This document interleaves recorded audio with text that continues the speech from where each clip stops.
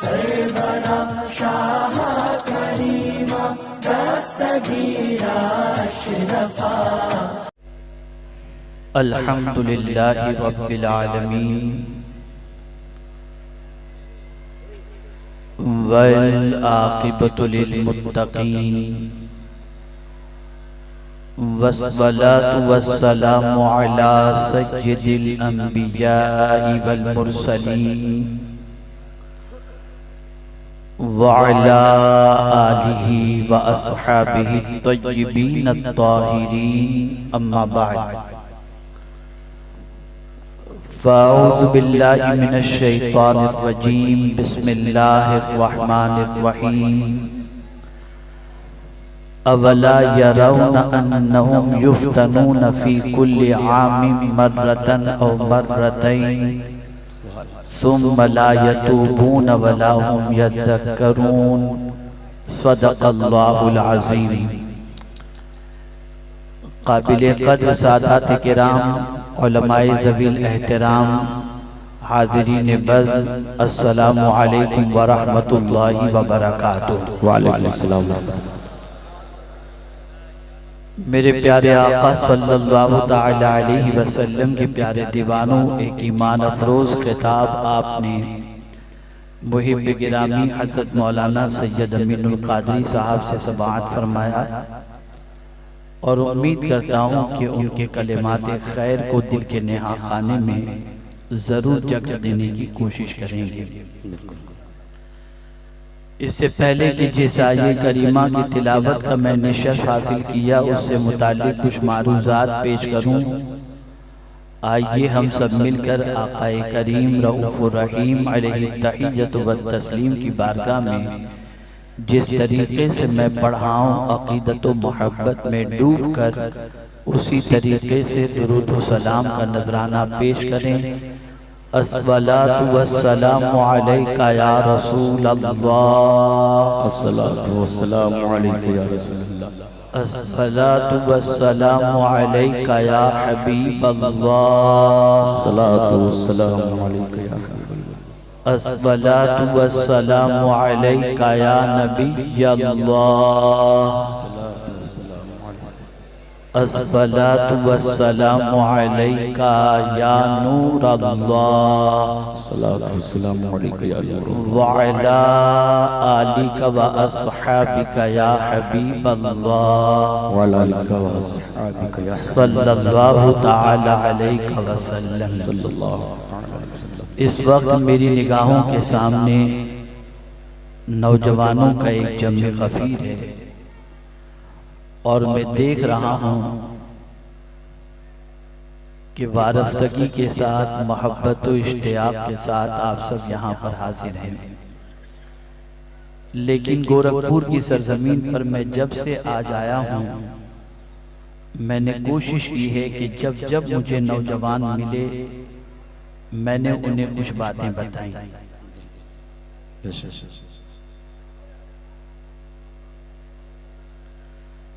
आप सबसे भी मैं कहना चाहूंगा, मेरे नौजवान साथियों, अपने अंदर इस्लाम तलाश करो। आप अपने आप को मुसलमान कहते हो, ढूंढो अपने अंदर इस्लाम। कहाँ है इस्लाम? कितना इस्लाम है हमारे पास? जिस कौम के नौजवानों का आलम ये हो कि पहला कलेमा भी सही तौर पर याद न हो और उस कौम का नौजवान अपने आप को मुसलमान कहता हो, जिस कौम के नौजवान का आलम ये हो कि वुजू के फराइज भी न मालूम हो, गुस्ल के फराइज भी न मालूम हो, गुस्ल का तरीका भी न मालूम हो, कुरान शरीफ पढ़ना न आता हो, उस कौम के नौजवान को अपनी जिंदगी के बारे में गौर करना चाहिए और सोचना चाहिए, हम कैसे मुसलमान हैं। ए रसूल आज़म सल्लल्लाहु ताला अलैहि वसल्लम के दीवानों, आज तक की जिंदगी आपने इस्लाम पर कितनी गुजारी और अपने अंदर इस्लाम को आपने किस हद तक पाया और कहां तक इस्लाम आपके अंदर है। आज ये शिकायत की जा रही है कि पूरी दुनिया में हम पैरों तले रोंदे जा रहे हैं हमारी आबरूएं लूटी जा रही हैं, हमारी जमीनें छीनी जा रही हैं, हमें फुटबॉल की गेंद की तरह एक जगह से दूसरी जगह को फेंका जा रहा है, मारा जा रहा है। ऐ रसूल आज़म सल्लल्लाहु अलैहि वसल्लम के दीवानों, उसकी सबसे बड़ी वजह यही है कि हमारी जिंदगी में वो इस्लाम जो पैगंबर इस्लाम ने अता फरमाया था, वो सही मानों में इस्लाम हमारी जिंदगी में नहीं है। वरना हमारा ही माजी ये बताता है कि मुसलमान जहां से गुजरता था दुनिया उसका इस्तकबाल करने के लिए तैयार हो जाती थी। मुसलमान जिस जमीन पर कदम रखता था वो जमीन मुसलमान की हो जाया करती थी। मुसलमान जिस तरफ से गुजर जाता था लोग उसकी मोहब्बत में गिरफ्तार हो जाते थे।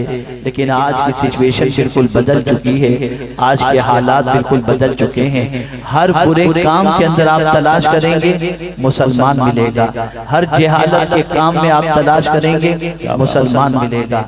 अनपढ़ मुसलमान, रात जागने वाला मुसलमान, आवारागर्दी करने वाला मुसलमान, बातचीत की तमीज न रखने वाला मुसलमान, जहालत की तारीकी में भटकने वाला मुसलमान, माँ बहन की गालियां देने वाला मुसलमान, लड़ाई झगड़ा करने वाला मुसलमान, ये हमारी कौम की एक आइडेंटिटी और पहचान बन चुकी है। ए रसूल आज़म के दीवानों, खुदा के लिए होश में आ जाओ और अपने आप को संवारो, अपने आप को बचाओ और अपने अंदर इस्लाम को दाखिल करने की कोशिश करो, उस एतबार से जो एतबार से अल्लाह के रसूल सल्लल्लाहु अलैहि वसल्लम ने मुसलमान होने का हमें हुक्म अता फरमाया। आइए मैं आपको ये तमहीदी कलिमात के बाद समझाने की कोशिश करूं। कभी कोरोना का नाम आपने नहीं सुना था, लेकिन अब आप कोरोना का नाम सुन रहे हैं। कोरोना से पहले आप अगर बीमारियों का तस्करा पढ़ें तो आपको पता चलेगा न्यूमोनिया था, टाइफाइड था, इससे पहले आप जाएं तो कैंसर, टीबी, प्लेग, ये सारी बीमारियां थी। लेकिन हम देख रहे हैं हर आने वाले सालों के अंदर नई नई बीमारियां जन्म ले रही हैं और हर आने वाले दिनों में जो बीमारियां आ रही हैं वो पहले से खतरनाक आ रही हैं। कभी आपने सोचा सुनामी, कभी किसी ने सुना नहीं था कि सुनामी क्या होता है, लेकिन अब सुनामी भी इंसान सुन रहा है। सैलाब आ रहे हैं, जलजला आ रहा है, आसमान से बादल फट रहा है, लोग तबाह हो रहे हैं, बर्बाद हो रहे हैं, लेकिन किसी ने सोचने की कोशिश नहीं की ये तबाही और बर्बादी क्यों है, ये परेशानियां क्यों हैं, ये मुसीबतें क्यों हैं। आओ हम कुरान से पूछते हैं। पहले ऐसा था कि सदियों के अंदर कोई मुसीबत ऐसी आती थी जिसे याद रखा जा सके, लेकिन अब तो सिचुएशन ऐसी है हर साल मुसीबत आती है, कभी साल में 2 मरतबा मुसीबत आ जाती है। कुरान ने उसी को मेंशन किया है और कुरान ने उसी के हवाले से फरमाया और झिंझोड़ने की कोशिश की कि बंदो जरा सोचो ये मुसीबतें तुम्हारे ऊपर क्यों आती हैं, ये तुम्हारा इम्तिहान क्यों लिया जाता है, तुम्हें आजमाइश के मरहलों से क्यों गुजारा जाता है। कुरान अल्लाह की वो किताब है जो किताब हमें हर किस्म की रहनुमाई करती हुई नजर आती है। आप कुरान से पूछो, मौला हम तेरे बंदे हैं, ऐ पालनहारे हकीकी, तेरी किताब हमारी रहनुमाई करने वाली किताब है। मेरे मौला ये तो बता, हमने तो रहमान और रहीम तेरे बारे में पढ़ा, लेकिन आज ये मुसीबतें तेरी तरफ से आ रही हैं, इम्तिहानात तेरी तरफ से आ रहे हैं, परेशानियां आ रही हैं, इतनी सख्त मुसीबत के बाप मर जाए तो बेटा दफन करने के लिए जाने की जसारत नहीं कर सकता। बाप अगर कोरोना के अंदर बिस्तर पर पड़ा हुआ है तो बेटा देखने जाने की जसारत नहीं कर सकता कि कहीं ये कोरोना मुझे न चिपक जाए। आप अंदाजा तो लगाएं, अल्लाह की बारगाह में पूछो, ऐ मेरे करीम जरा हमें ये तो बता, तू रहमान और रहीम है, आखिर ये मुसीबतें इतनी तेजी से क्यों आ रही हैं, साल में 2-2 मरतबा मुसीबतें क्यों आती हैं। तो कुरान ने उसी को मेंशन किया और अल्लाह इरशाद फरमाता है, अवला यराओ, क्या उनको नहीं सूझा। कुरान कह रहा है अवला यराओ, क्या उनको नहीं सूझा, अन्नहुम युफ्तनून फी कुल्li आमिन मर्रतैन औ मर्रतैन, कि हम उनको आजमाते हैं साल में 1 मरतबा या 2 मरतबा। अल्लाहु अकबर, ये मेरा मौला फरमाता है कि हम आजमाते हैं साल में 1 मरतबा या साल में 2 मरतबा। ए मेरे करीम तेरे आजमाने की वजह क्या है। तो मेरा रब इरशाद फरमाता है सुम्मा ला यतूबून, फिर वो तौबा करें, तौबा नहीं नहीं करते। अल्लाह अकबर। आजमाइश इसलिए होती है कि बंदे तूने गुनाहों में जिंदगी गुजार दी, अल्लाह की नाफरमानी में जिंदगी गुजार दी, ये इम्तिहान तेरे ऊपर इसलिए आते हैं ताकि तू पलट कर अल्लाह की तरफ आ जा, ताकि तू रुजू इल्लाह कर ले, तू अपने माबूद की बारगाह में तौबा इस्तिग़फ़ार कर ले, अपने माबूद की बारगाह के अंदर माफी मांग ले। लेकिन मैं पूछना चाहता हूँ, लॉकडाउन के जमाने के अंदर जब मस्जिदों पे ताले लग गए और पाबंदियां लग गई कि मस्जिद में नमाज के लिए नहीं जा सकते, उस वक्त सिचुएशन ये थी। और सिर्फ ये मस्जिद का मामला नहीं,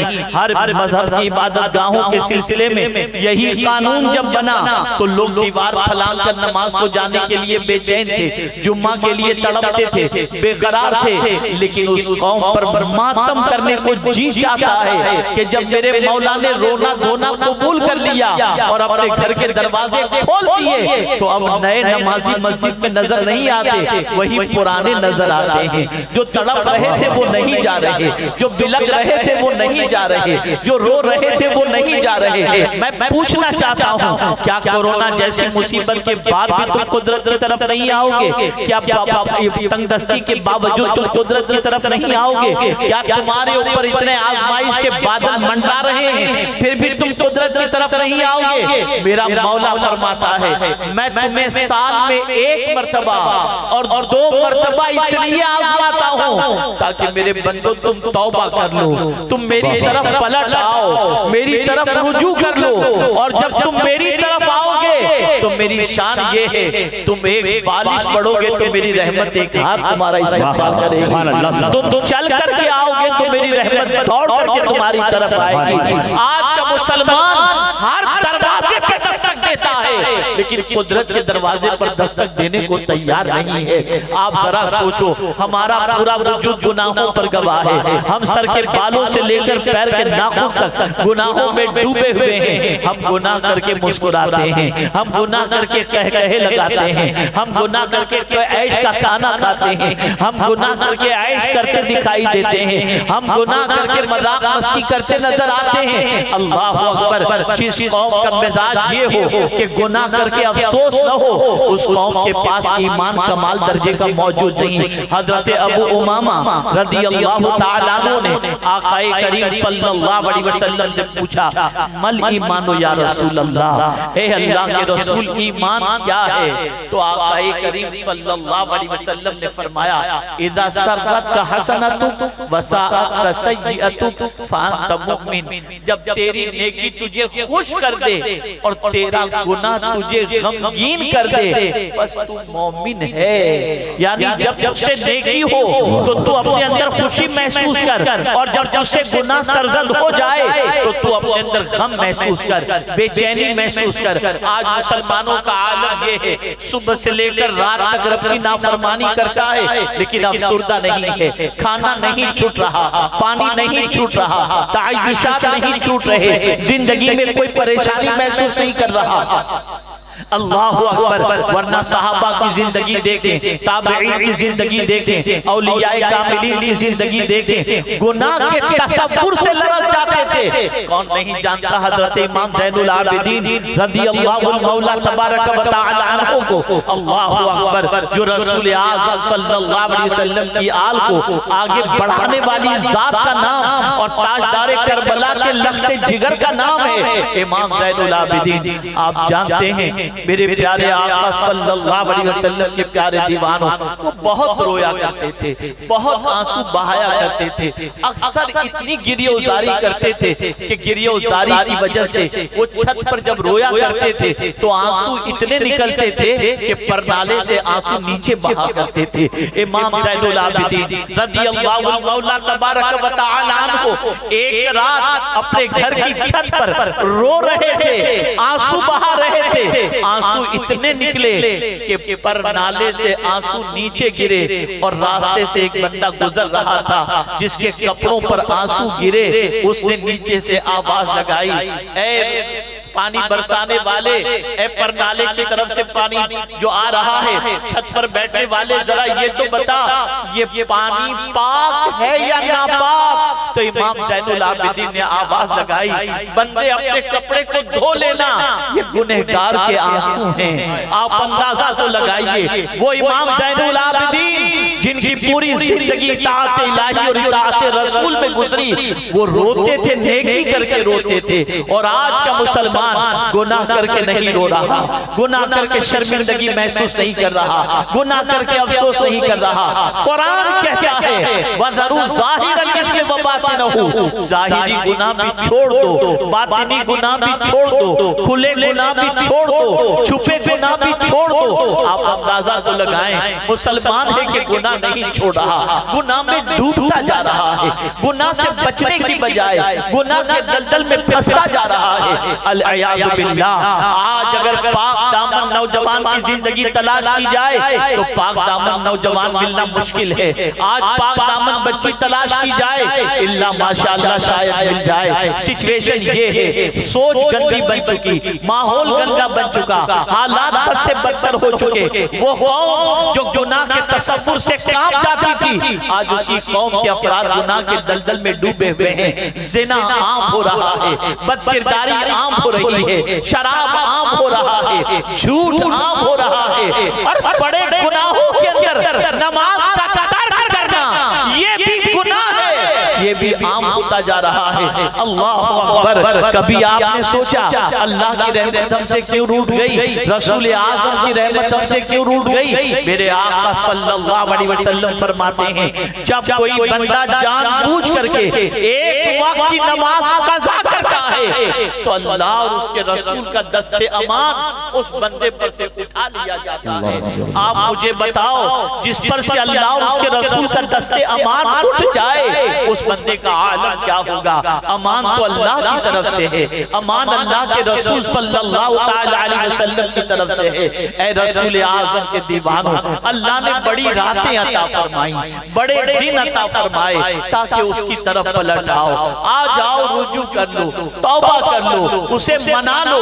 लेकिन अल्लाह अकबर, हमारा हाल ये है, दोस्त रूठ जाए तो खाना अच्छा नहीं लगता, दोस्त रूठ जाए तो पीना अच्छा नहीं लगता, दोस्त रूठ जाए तो रात की नींदें उड़ जाती हैं, बीवी रूठ जाए तो खाना अच्छा नहीं लगता, चेहरे का रंग फीका पड़ जाता है, मैके चली गई तो खाना छूट गया, वजन कम हो गया, आदमी परेशान हो जाता है। अल्लाह अकबर। मैं तुमसे पूछना चाहता हूँ, बीवी और दोस्त के रूठ जाने पर तुम इस तरीके से बेचैन होते हो? कभी रब की नाराजगी पर भी तुम बेचैन हुए कि सुबह से लेकर रात तक उसको नाराज किया? कभी उसको मनाने की कोशिश की गई? बीवी को मनाना हो तो जतन करते हो, बीवी को मनाना हो तो उसके पीछे भागते हो, दोस्त को मनाना हो तो माफिया मांगते हो। लेकिन अल्लाह अकबर, फिर भी कभी ऐसा होता है कि दोस्त माफी मांगने के बाद, बीवी को मनाने की कोशिश के बावजूद भी बीवी जल्दी से मानने को तैयार नहीं होती, दोस्त जल्दी से मानने को तैयार नहीं होता। ऐ मेरे रब, तेरी अज़मतों पर कुर्बान, कि अगर कोई बंदा रब को मनाना चाहे, अगर आंसू का एक कतरा उसकी आंख से निकलता है, मेरे मौला की रहमत उसे अपनी आगोश पे ले लेती है, और मेरा मौला उस बंदे से मोहब्बत फरमाता है और उस बंदे के गुनाहों को माफ फरमा दिया करता है। आप जरा बताओ, कौन दुनिया में आज मुसलमान ऐसा है जिसके ज़मीर पर बोझ नहीं है, जिसकी तबीयत के अंदर वजन नहीं है? सिचुएशन ये है, तबीयत बोझल बोझल सी महसूस हो रही है, कहीं अच्छा नहीं लगता, अच्छा घर है फिर भी अच्छा नहीं लगता, माहौल अच्छा नजर नहीं आता, तबीयत में सुकून नहीं है। वजह सबसे बड़ी क्या है? गुनाह ने हमें बोझल कर दिया है, गुनाह ने हमें बेचैन कर दिया है, गुनाह ने हमें बेकरार कर दिया है। आज के हमारे नौजवानों का आलम ये है कि खुले आप भी गुनाह करते हैं और छुप कर भी गुनाह करते हैं। कि आओ मेरे आका का एक इरशाद आपके सामने पेश करूं। एक सहाबी मेरे आका की खिदमत में हाजिर हुए, अल्लाह के रसूल सल्लल्लाहु अलैहि वसल्लम की बारगाह में सलाम पेश करने के बाद अर्ज करते हैं, या रसूल अल्लाह सल्लल्लाहु तआला अलैहि वसल्लम, मुझसे कुछ गुनाह सरजद हो गए, क्या मैं तौबा करूं तो मेरा मौला मेरी तौबा कबूल फरमा लेगा? रहमत आलम सल्लल्लाहु अलैहि वसल्लम ने फरमाया, हाँ अल्लाह तव्वाबुर रहीम है, तुम तौबा करोगे अल्लाह तुम्हारी तौबा को कबूल फरमा लेगा। बस इतना सुनना था। उसने तौबा की और फिर वो सहाबी थोड़े से आगे बढ़े और फिर पलटकर हुजूर के पास आए। गौर से सुनना, सवाल देखिए उनका कितना अजीम है। वो अर्ज करते हैं, या रसूलल्लाह सल्लल्लाहु अलैहि वसल्लम, क्या मैं गुनाह करता था तो मेरा रब मुझे देखता था? आकाए करीम ने फरमाया हाँ। बस उनकी चीख निकली और चीख निकलते ही रूह परवाज कर गई और रूह कब्ज़े अंसरी से निकल गई। आप जरा सोचो, भले इंसान अला नफ्सिही बसीरा, हर इंसान अपने बारे में जानता है। आज का इंसान इतना बेबाक हो गया, कैमरा लगा है तो स्पीड स्लो कर देता है और कुदरत देख रहा है फिर भी गुनाह कर रहा है, अल्लाह देख रहा है फिर भी गुनाह कर रहा है। कहां चुप कर गुनाह करोगे? आओ ऐ रसूल आज़म के दीवानों, दुनिया का कोई इंसान ऐसा नहीं जो अपने दामन को जल्दी से गुनाहों से महफूज रख सके या बचा सके। जिस पर अल्लाह का करम हो वो गुनाहों से महफूज रह जाता है। लेकिन हम सब की पोजीशन तो ये है कि हमारा दामन गुनाहों से आलूदा है। मौला ने तौबा का दरवाजा खुला रखा है। आओ उस तौबा के दरवाजे पे दस्तक दो। अल्लाह अकबर। जब कोई अल्लाह की बारगाह में तौबा करता है तो उस तौबा करने वाले से मौला बहुत खुश होता है, बहुत राजी होता है।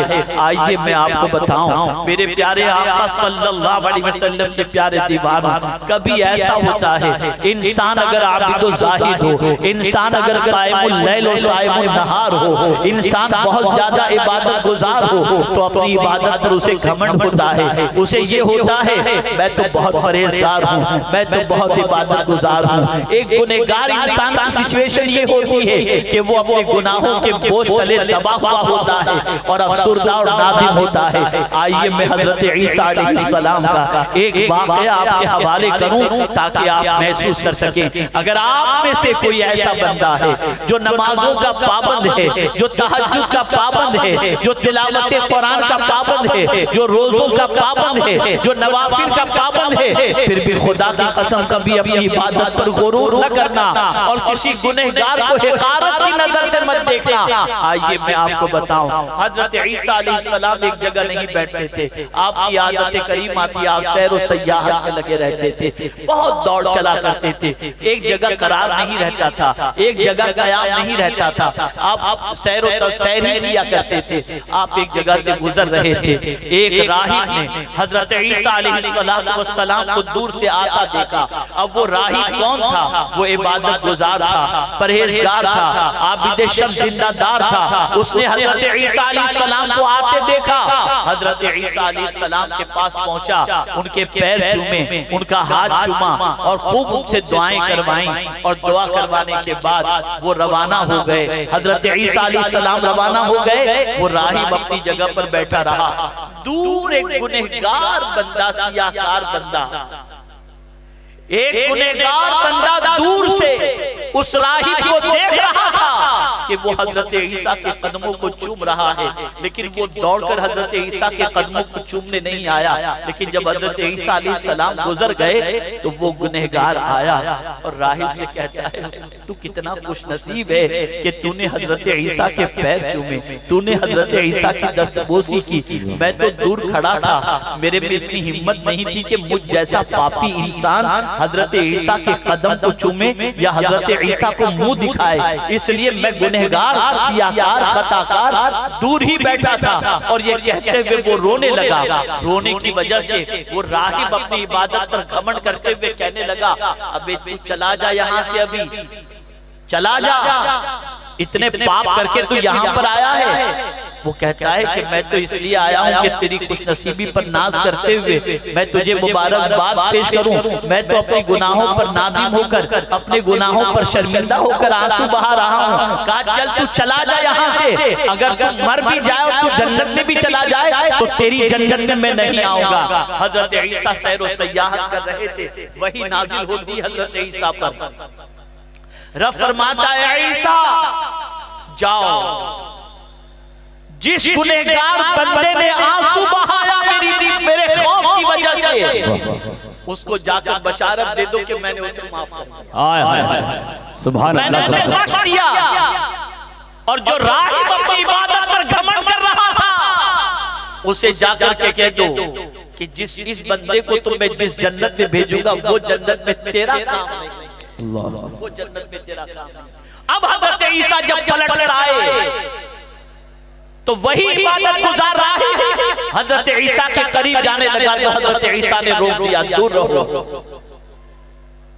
कहा हुजूर पहले तो आपने 10 बोसी की इजाजत दी, अब नहीं। का तेरे लिए अल्लाह की तरफ से ये पैगाम है, इस गुनहगार को मेरे करीम ने बख्श दिया और तू उस जन्नत में कदम भी नहीं रख सकता जिस जन्नत का ये हकदार बन चुका है। मेरा मौला रहमानो रहीम है। आप देखें तो सही, उसकी तरफ पलट कर आकर को तो देखें, उसकी बारगाह में तौबा करके तो देखें, उसकी बारगाह में रुजू करके तो देखें, गुनाहों से माफी मांग कर तो देखें। मैं आपको यकीन के साथ कहता हूँ वो कादिर मुतलक अपने बंदों के आंसुओं पर इतना प्यार फरमाता है कि जिंदगी के सारे गुनाहों को पलक के झपकते माफ फरमा दिया करता है। आपको मैं बताऊं 2 वाकयात इसके सिलसिले में आपकी समाअतों के हवाले करूंगा ताकि आप महसूस कर सकें। हमारे बहुत सारे नौजवान भाई ये सोचते हैं यार मैं इतना बड़ा गुनहगार हूँ, माज़अल्लाह मैंने इतनी बदकारियां की, मैंने ये किया, मैंने वो किया, मैंने वो किया, पता नहीं मेरी माफी होगी कि नहीं होगी, मेरी बख्शिश होगी कि नहीं होगी। तो याद रखो ऐ रसूल आज़म सल्लल्लाहु तआला अलैहि वसल्लम के दीवानों, अल्लाह की रहमत से कभी मायूस मत हुआ करो, अल्लाह की रहमत से कभी मायूस न हुआ करो। आप जानते हैं फुज़ैल बिन अयाज़, हजरत फुज़ैल बिन अयाज़ की जिंदगी का मुताला करें तो आपको पता चलेगा कौन थे हजरत फुज़ैल बिन अयाज़। तौबा से पहले की उनकी जिंदगी पढ़ो तो आपको पता चलेगा फुज़ैल बिन अयाज़ डाका जनी करते थे, लोगों का माल लूटा करते थे, घात लगा करके बैठा करते थे कि कोई गुजरे काफिला और उस काफिले को लूट ले। अल्लाह अकबर, न जाने कितनों के काफिलों को उन्होंने लूटा था। उस रास्ते पर बैठते थे जहां से काफिलों का गुजर होता था और फुज़ैल बिन अयाज़ से हर कोई डरता था, लेकिन काफिले की गुजरने की राह वही थी, वहां पर बैठा करते थे फुज़ैल बिन अयाज़ और काफिला लूटा करते थे। एक काफिला वहां से गुजरने वाला था, लेकिन ताजिर ने अपने साथ एक बेहतरीन कारी कुरान को ले लिया था। वो कारी कुरान जब काफिला चलता तो कुरान की तिलावत करता रहता, काफिला चलता रहता। अल्लाह अकबर। अब उस जगह पर वो काफिला पहुंचा जहां फुज़ैल बिन अयाज़ हाथ लगा करके बैठे थे कि काफिला आ रहा है, इसे लूटना है, और कारी कुरान उस काफिले के अंदर मौजूद था। वो कुरान मुकद्दस की तिलावत कर रहा था। फुज़ैल बिन अयाज़ के करीब पहुंचने से पहले कारी कुरान ने कुरान की आयत की तिलावत की, अलम यानी लिल्लज़ीना आमनू अन तख़शअ क़ुलूबुहुम लिज़िक्रिल्लाह। क्या ईमान वाले के लिए वो वक्त नहीं आया कि उसका दिल अल्लाह के खौफ की वजह से झुक जाए? बस इतना सुनना था। फुज़ैल बिन अयाज़ की चीख निकल गई और कहा हाँ हाँ, ईमान वाले के लिए वक्त आ गया कि वो अपना दिल अल्लाह की बारगाह में झुका दे अल्लाह के खौफ की वजह से। वही वो तौबा करते हैं और तौबा करने के बाद जिनका माल लूटा था सबका माल वापस कर दिया और फिर वहां से निकले मदीने शरीफ और फिर मस्जिद नबवी शरीफ के अंदर दरसे हदीस में बैठने लगे। माजी देखें, डाका जरी का मामला, डाका डाला करते थे, लेकिन तौबा के बाद मस्जिद नबवी शरीफ के अंदर दरसे हदीस में बैठने लगे और फिर एक वक्त आया कि खुद मस्जिद नबवी शरीफ में दरसे हदीस देने लगे। अल्लाह अकबर। और फिर अल्लाह ने वो मकाम और मर्तबा अता फरमाया कि उनके सामने कोई अल्लाह कहता तो फुज़ैल बिन अयाज़ कांप जाया करते थे, डर जाया करते थे, लरज़ जाया करते थे। और जिस रास्ते से फुज़ैल बिन अयाज़ गुजरते थे उस रास्ते में कभी कोई जो है जानवर पलीदी नहीं करता था। अल्लाह अकबर। जब हज़रत फुज़ैल बिन अयाज़ रज़ियल्लाहु मौला तबारक व तआला ने तौबा के बाद ये मकाम पा लिया, उसके बाद जब वक्त आया इस दुनिया से कुछ करने का और जब हजरत फुज़ैल बिन अयाज़ इस दुनिया से कुछ कर गए तो मदीने में शोर बपा हुआ कि आज फुज़ैल बिन अयाज़ इस दुनिया से नहीं गए, अल्लाह का डर इस दुनिया से चला। अल्लाह। क्या समझा आपने? अगर दामन पर गुनाहों के बहुत सारे धब्बे लगे हैं तो धब्बों में इजाफा मत करो, तौबा का। खुदा की कसम ये मुसीबतें अल्लाह हमारी भले के लिए भेज रहा है, ताकि हम उसकी तरफ आ जाएं, पलट आए उसकी तरफ, अपने गुनाहों को याद करके रोने लगे। तंगदस्ती के जमाने में आदमी गुनाहों को याद करता है, बीमारी के जमाने में आदमी गुनाहों को याद करता है, बच्चों के झिड़कने के जमाने में आदमी गुनाहों को याद करता है, बीवी के घर से भाग जाने के एवज के अंदर आदमी गुनाहों को याद करता है, बीमारी की वजह से आदमी गुनाहों को याद करता है और फिर वो तौबा करता है। पता चला ये मुसीबतें इसलिए आती हैं ताकि हम अल्लाह की तरफ आ जाएं, लेकिन मुनाफिक की अलामत ये है कि मुसीबतों के आने के बावजूद भी वो तौबा नहीं करता, और मोमिन की अलामत ये है कि ठोकर भी लगती है तो अल्लाह की बारगाह में तौबा कर लिया, सुभान अल्लाह, तौबा कर, पलट आओ अपने रब की तरफ। चाहते हो ना खोया हुआ वकार मिल जाए, चाहते हो ना कोई भी इज्जत मिल जाए, चाहते हो कि सोसाइटी के अंदर मर्तबा मिल जाए, चाहते हो कि सोसाइटी में अल्लाह ताला हमें वो सरबुलंदी अता फरमाए, तो जरूरत इस अम्र की है तौबा की तरफ कदम बढ़ाओ, तौबा की तरफ कदम बढ़ाओ।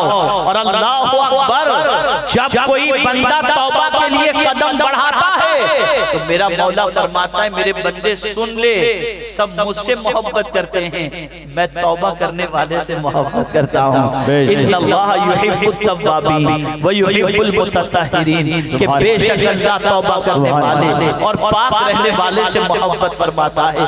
आप जरा देखिए तो सही, दुनिया में मुजरिम से कोई मोहब्बत नहीं करता, ये मेरे रब की शान है कि गुनहगार भी अगर उसकी तरफ आए तो उससे कहता है मैं तुझ पर आज़ाब नहीं, आजा मेरे बंदे मेरी तरफ, मैं तुझसे मोहब्बत करता हूँ, मैं तुझसे प्यार करता हूँ। आप अंदाजा लगाएं मेरा करीब तौबा करने वाले को बहुत पसंद फरमाता है, और खास तौर पर जवान तौबा करे तो मेरे मौला को जवान की तौबा बहुत पसंद आती है, जवान की तौबा को अल्लाह बहुत मोहब्बत की निगाहों से देखता है।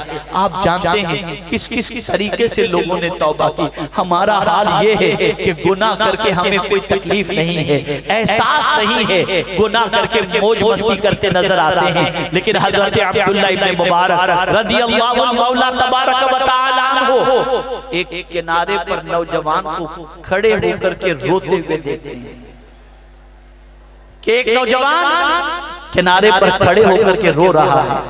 हजरत अब्दुल्लाह इब्न मुबारक ने सोचा कोई चीज गुम हो गई होगी, उस वजह से रो रहा है, या किसी का इंतजार कर रहा है और वो नहीं आया इस वजह से रो रहा है।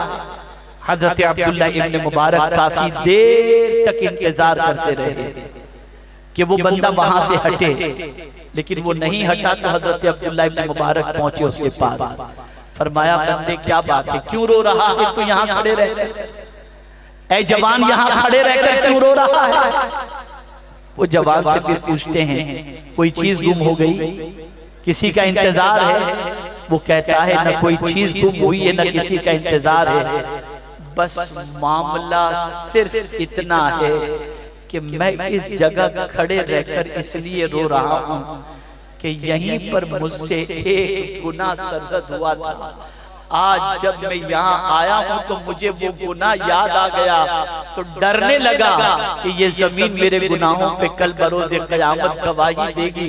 रो रहा हूँ ताकि आंसुओं से जमीन पर गुनाह के धब्बे को मिटा सकूं, शायद मेरे मौला को प्यार आ जाए। आप अंदाजा लगाएं, ऐ रसूल आज़म के दीवानों, जरा सोचो तो सही, जरा अंदाजा तो लगाओ कितने पाकीज़ा वो नौजवान थे जिनकी वजह से अल्लाह ताला मुसीबतों को दूर फरमाता था। खुद हज़रत अब्दुल्लाह इब्न मुबारक का वाक़या समाअत फरमाएं। अल्लाहु अकबर। मेरे प्यारे आका सल्लल्लाहु अलैहि वसल्लम के प्यारे दीवानों, जानते हैं तौबा से पहले एक लड़की की मोहब्बत में गिरफ्तार थे, उसने मिलने के लिए बुलाया, आप गए, छत पर वो आने के लिए बोली थी, आप नीचे खड़े रहे उसके घर के पास, रात भर वो नहीं आई, पूरी रात इंतजार में गुजर गई। फज्र की अज़ान की आवाज कानों से टकराई। अब्दुल्ला इब्न मुबारक चौंक गए और अपने ज़मीर से कहते हैं, नादान, एक लड़की की मोहब्बत में पूरी रात खड़ा रहा, अगर खुदा की बंदगी में पूरी रात खड़ा रहता तो तेरा मर्तबा क्या हो जाता। बस दिल पर चोट लगी, निकले वहां से और तौबा कर ली।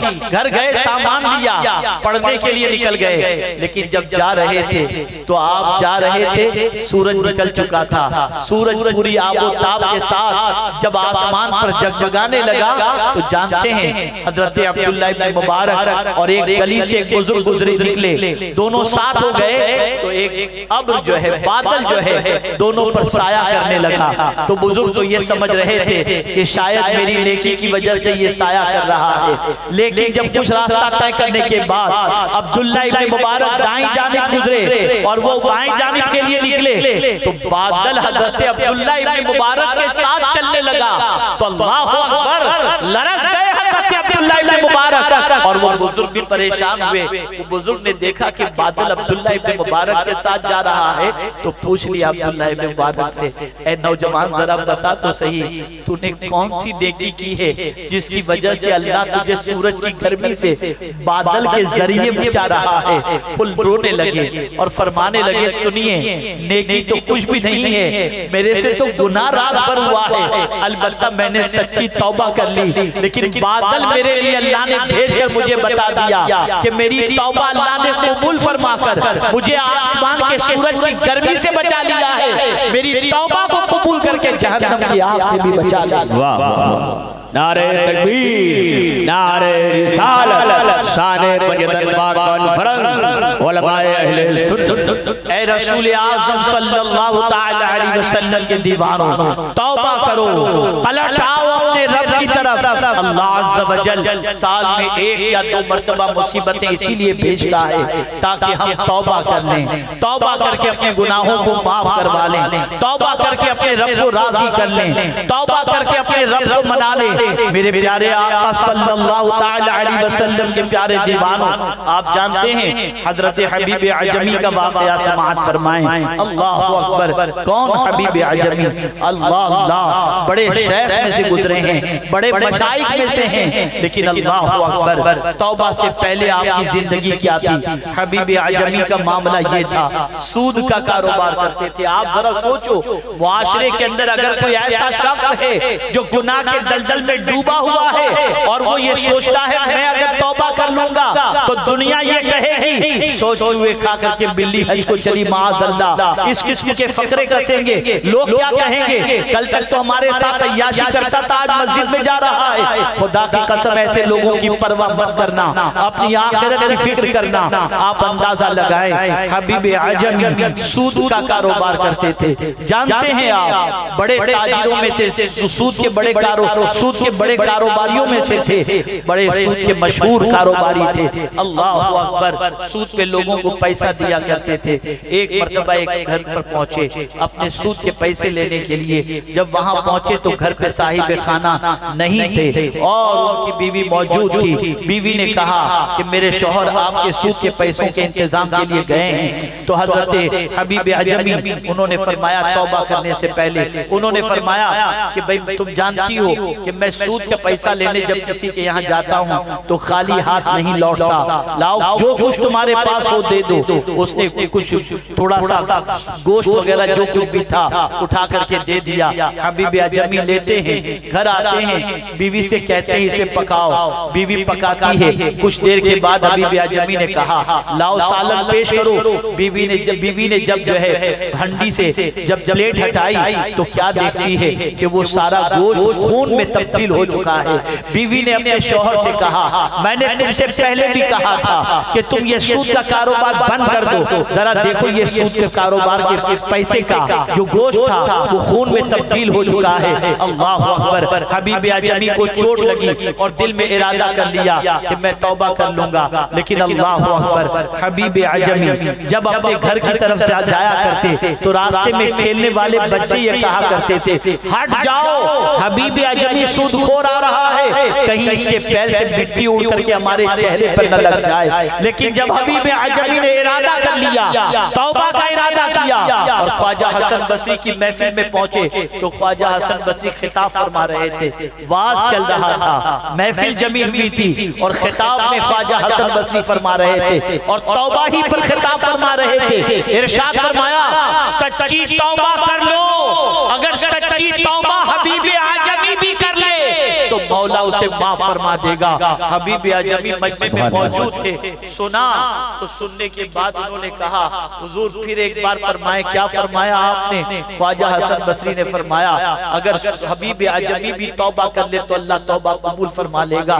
3 मरतबा हजरत ख्वाजा हसन बसरी ने ये फरमाया और हबीब आजमी ने तीनों मरतबा सुना। उसके बाद हबीब आजमी हाथ बढ़ाते हैं और ख्वाजा हसन बसरी से कहते हैं, हुजूर मैं तौबा करने के लिए तैयार हूँ, और उसके बाद वो तौबा कर लेते हैं। अल्लाह अकबर, सूद का जिंदगी भर कारोबार करने वाले हबीब आजमी ने तौबा की। अब तौबा करके जब पलट रहे थे तो वही बच्चे जो पहले गलियों में कहा करते थे, हट जाओ, हबीब आजमी के पैर की गर तुम्हारे चेहरे पे न पड़ जाए, वही बच्चे तौबा के बाद कहते हैं, देखो अल्लाह का वली हबीब आजमी, देखो अल्लाह का वली हबीब आजमी आ रहा है। अल्लाह अकबर, आप अंदाजा लगाएं मेरे प्यारे आका सल्लल्लाहु अलैहि वसल्लम के प्यारे दीवानों, तो तौबा की वजह से अल्लाह विलायत भी अता फरमा देता है, तौबा की वजह से अल्लाह अपने कुर्ब की दौलत भी अता फरमाता है। एक मरतबा खानकाह के अंदर हजरत हसन बसरी के हजरत हबीब आजमी भी मौजूद थे।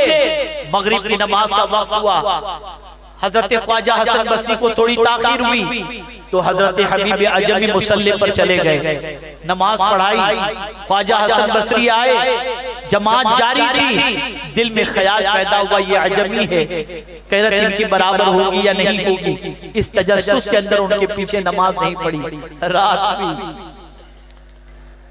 ख्वाजा हसन बसरी को गैब से निदा आती है, क्या चाहिए? ख्वाजा हसन बसरी कहते हैं, मौला तेरे कुर्ब की दौलत चाहिए।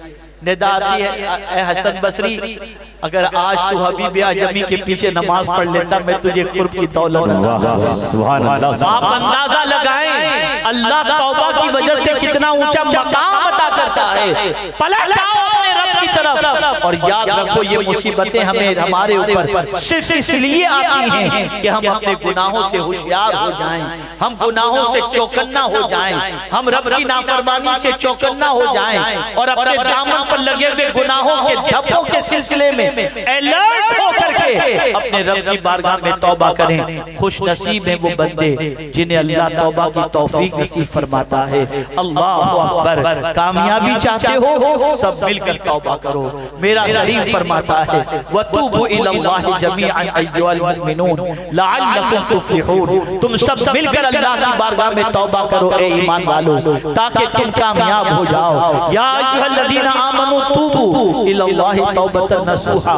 यहाँ उलमा तशरीफ फरमाए, एक बड़ा प्यारा नुक्ता अर्ज करूं, कुरान मुकद्दस में जितनी भी आयतें या अय्युहल्लज़ीना आमनू से हैं, उनमें सबसे आखिरी आयत या अय्युहल्लज़ीना आमनू की जो है वो या अय्युहल्लज़ीना आमनू तूबू इलल्लाहि तौबतन नसूहा है। ईमान वालों से आखिरी खिताब इस एतबार से अल्लाह ने जो फरमाया वो तूबू इलल्लाहि तौबतन नसूहा फरमाया है। ऐ रसूल आज़म के दीवानों, आप जरा सोचो तो सही, सबको मनाना मुश्किल है, रब को मनाना मुश्किल नहीं है। मेरे रब की शान ये है, आंसू बहाओ वो मान जाता है, आंसू बहाओ वो राजी हो जाता है, माफी मांगो वो माफ कर देता है। लेकिन अफसोस, 1000 अफसोस, हम उसकी तरफ पलटने के लिए तैयार नहीं। कब तक गुनाह करते रहोगे? आप जरा मुझे ये बताओ, सर में मामूली दर्द हो तो बर्दाश्त नहीं कर सकते, आंख में कचरा थोड़ा सा चला जाए तो दर्द सहने की ताकत नहीं होती। उन आंखों से, जिन आंखों के अंदर कचरा चला जाए तो दर्द सहने की ताकत नहीं। अगर उन्हीं आंखों से किसी ने लड़कियों को देखा हो, गंदी पिक्चरें देखा हो, तो मेरे आका सल्लल्लाहु अलैहि वसल्लम आंखों से गुनाह करने वालों के बारे में फरमाते हैं, जो आंखों से गुनाह करते हैं कल बरोज़े क़यामत उनकी आंखों में जहन्नम की आग की सलाखें डाली जाएंगी। है बर्दाश्त करने की ताकत।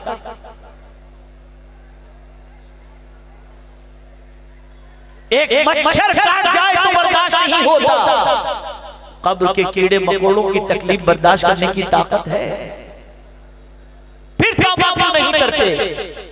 कौन सी चीज रुकावट बन रही है? ये ईमान की कमजोरी है। और याद रखें, अल्लाह वाले नेकी करके तौबा करते थे। और क्या तौबा करते थे मालूम? नेकियां करते तौबा करते थे। और क्या कहते थे मालूम? ए मेरे रब, तेरी बंदगी का जैसा हक अदा करना चाहिए वैसा हम अदा नहीं कर सकते। मां अब्बदना का हक का इबादत है। और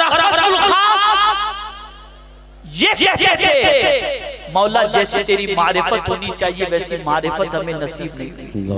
वो नेकी करके रोते थे और हम गुनाह करके कहे लगाते हैं।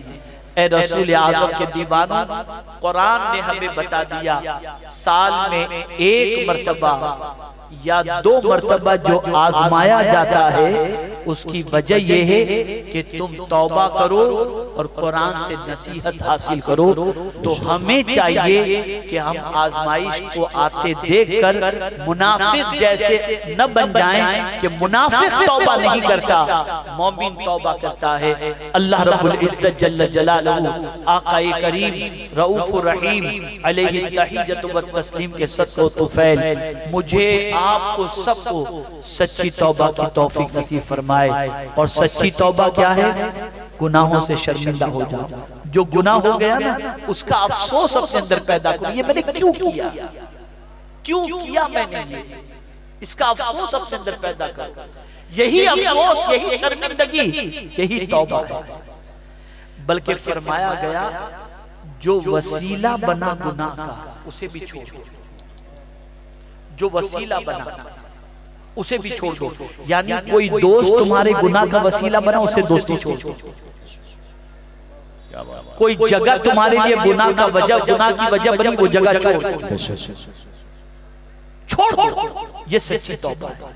और जब कोई ऐसी तौबा कर लेता है ना फिर मौला उसे रुसवा नहीं करता, उसे इज्जत अता करता है। सुभान अल्लाह, सुभान अल्लाह। उसे सरबुलंदी अता करता है, उसे मकाम और मर्तबा अता करता है। ऐ मेरे प्यारे आका सल्लल्लाहु अलैहि वसल्लम के प्यारे दीवानों, तो आ जाओ अल्लाह की तरफ आ जाओ, रुजू करो। माह शाबानुल मुअज्जम है, आकाए करीम सल्लल्लाहु अलैहि वसल्लम का महीना है।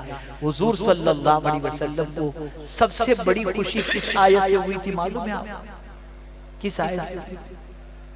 और उसके बारे में हुजूर ने क्या फरमाया था सल्लल्लाहु अलैहि वसल्लम? जब ये आयत करीमा नाजिल हुई, इन्नल्लाह यगफिरुज़ ज़ुनूब जमीआ, कि बेशक अल्लाह सारे गुनाहों को माफ फरमा देता है। जब ये आयत करीमा नाजिल हुई तो मेरे आका फरमाते हैं सल्लल्लाहु अलैहि वसल्लम, दुनिया व मा फीहा, इस आयत के एवज में मुझे पेश किया जाए मैं सब ठुकरा दूंगा, लेकिन इस आयत की मोहब्बत अपने दिल में। सुभान अल्लाह। मुझे ये आयत इतनी पसंद है। क्यों? इसलिए कि इसमें उम्मत की बख्शिश का परवाना मौजूद है, नजात का सामान मौजूद है कि मौला माफ फरमाएगा। आप मुझे बताओ, जिस रब का रिज़्क खा रहे हैं हम और आप, उस रब की नाफरमानी करके कहां से इज्जत मिलेगी? तो पलटो अपने रब की तरफ, आ जाओ अपने करीम की तरफ और अपनी जिंदगी को नेकियों में गुजारने की कोशिश करो। तौबा की तरफ कदम बढ़ाओ और अल्लाह की किताब से नसीहत हासिल करो। अल्लाह मुझे आपको सबको तौफीक नसीब फरमाए। वमा अलैना इल्लल बलागुल मुबीन। अस्सलामु अलैकुम व रहमतुल्लाहि व बरकातहू। तौबा की गुफ्तगू हमने सुनी है। आइए हम सब अल्लाह की बारगाह में तौबा करते हैं। हजरत जैसा पढ़ाते हैं, लोग तौबा की नियत से जो पढ़ना चाहें वो तौबा की नियत से पढ़ें, और जो लोग मुरीद होकर तौबा की नियत से पढ़ना चाहें वो उस नियत से भी, जो जिस नियत से पढ़ेगा उसको उसकी बरकतें नसीब होंगी इंशाअल्लाह। बिस्मिल्लाहिर्रहमानिर्रहीम। अस्सलातु वस्सलामु अलैका या रसूलल्लाह व अला आलिका व अस्हाबिका या हबीबल्लाह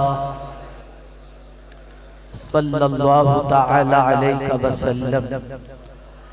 अस्तगफिरुल्लाह अस्तगफिरुल्लाह अस्तगफिरुल्लाह रब्बी मिन कुल्ली ज़म्बिन व अतूबु इलैहि। तौबा करते हैं पिछले सारे गुनाहों से, आज के बाद हर गुनाह से बचने की कोशिश करेंगे। हर फर्ज व वाजिब और सुन्नत उनके वक्तों पर अदा करने की कोशिश करेंगे। हम सिलसिले कादरिया, नूरिया, बरकातिया में दाखिल होते हैं। ए अल्लाह, हमें गौसे पाक के गुलामों में कबूल फरमा। क़यामत के दिन उनके साथ हश्र फरमा। इलाही खैर गर्दानी बहक़ के शाह जीलानी, इलाही खैर गर्दानी बहक़ के शाह जीलानी, इलाही खैर गर्दानी बहक़ के शाह जीलानी। व सल्लल्लाहु तआला अला खैर खल्क़िही व नूरि अर्शी सय्यिदिना व मौलाना मुहम्मद व आलिहि व अस्हाबिही।